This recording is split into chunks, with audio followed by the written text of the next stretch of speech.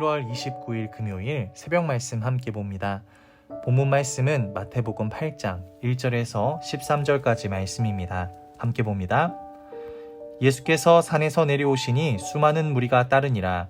한 나병 환자가 나아와 절하며 이르되 주여 원하시면 저를 깨끗하게 하실 수 있나이다 하거늘 예수께서 손을 내밀어 그에게 대시며 이르시되 내가 원하노니 깨끗함을 받으라 하시니 즉시 그의 나병이 깨끗하여진지라. 예수께서 이르시되 삼가 아무에게도 이르지 말고 다만 가서 제사장에게 내 몸을 보이고 모세가 명한 예물을 드려 그들에게 입증하라 하시니라. 예수께서 가버나움에 들어가시니 한 백부장이 나아와 간구하여 이르되 주여 내 하인이 중풍병으로 집에 누워 몹시 괴로워하나이다. 이르시되 내가 가서 고쳐주리라. 백부장이 대답하여 이르되 주여 내 집에 들어오심을 나는 감당하지 못하겠사오니 다만 말씀으로만 하옵소서. 그러면 내 하인이 낫겠사옵나이다. 나도 남의 수하에 있는 사람이요 내 아래에도 군사가 있으니 이더러 가라 하면 가고 저더러 오라 하면 오고 내 종더러 이것을 하라 하면 하나이다. 예수께서 들으시고 놀랍게 여겨 따르는 자들에게 이르시되 내가 진실로 너희에게 이르노니 이스라엘 중 아무에게서도 이만한 믿음을 보지 못하였노라. 또 너희에게 이르노니 동서로부터 많은 사람이 이르러 아브라함과 이삭과 야곱과 함께 천국에 앉으려니와 그 나라의 본 자손들은 바깥 어두운 데 쫓겨나 거기서 울며 이를 갈게 되리라. 예수께서 백부장에게 이르시되 가라 내 믿은 대로 될지어다 하시니 그 즉시 하인이 나으니라. 아멘. 순수한 믿음이라는 제목으로 오늘 말씀 함께 나눕니다. 일반적으로 큰 믿음은 대단해 보이는 사람들에게 있는 것처럼 보입니다. 그러나 성경에서 예수님께 칭찬받은 믿음은요, 작고 연약하나 순수한 믿음이었습니다. 그런 믿음을 가진 자에게 하나님이 응답하시고 역사를 일으키셨죠. 우리도 오늘 말씀을 통해 순수한 믿음을 회복하는 하루가 되기를 간절히 소망합니다. 첫 번째로 순수한 믿음은 기적을 일으킨다 가르치십니다. 나병 환자가 예수님께 나아와 절하며 주님이 원하시면 자신의 병을 깨끗하게 하실 수 있다고 고백하죠.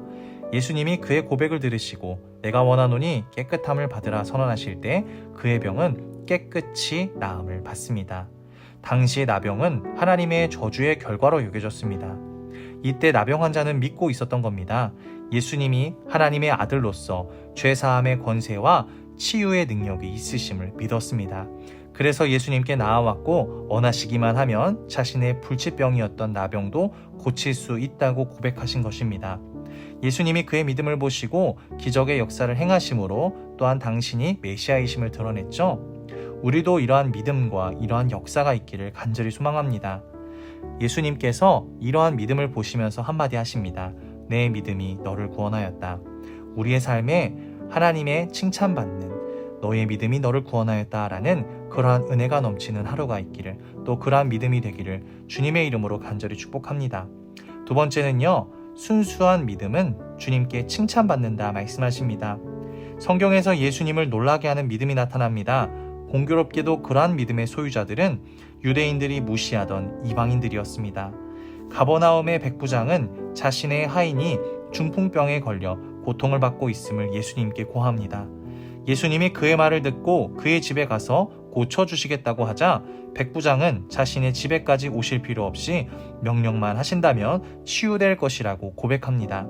자신도 부하들에게 명령만 하면 모두 그 명령대로 따라 움직이는데 예수님은 하나님의 아들이심으로 말씀만 하시면 모든 일이 당연히 그대로 이루어질 것이라고 믿었기 때문입니다. 예수님은 그의 믿음에 놀라시며 이스라엘 중 아무에게서도 이만한 믿음을 보지 못하였다라고 선언하십니다.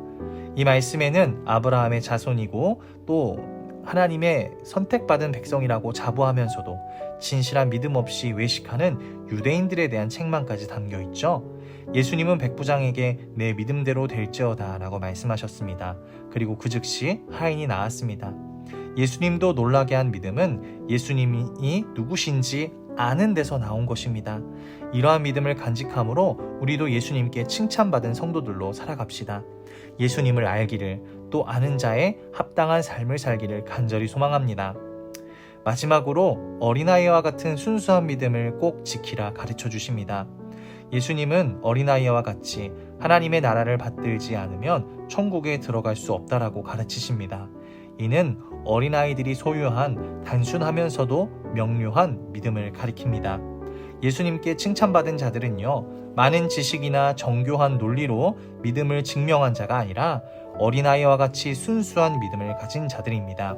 초대교회에 많은 기적의 역사가 일어난 것도 성령 충만한 성도들에게 하나님 나라에 대한 순수한 믿음이 있었기 때문이죠.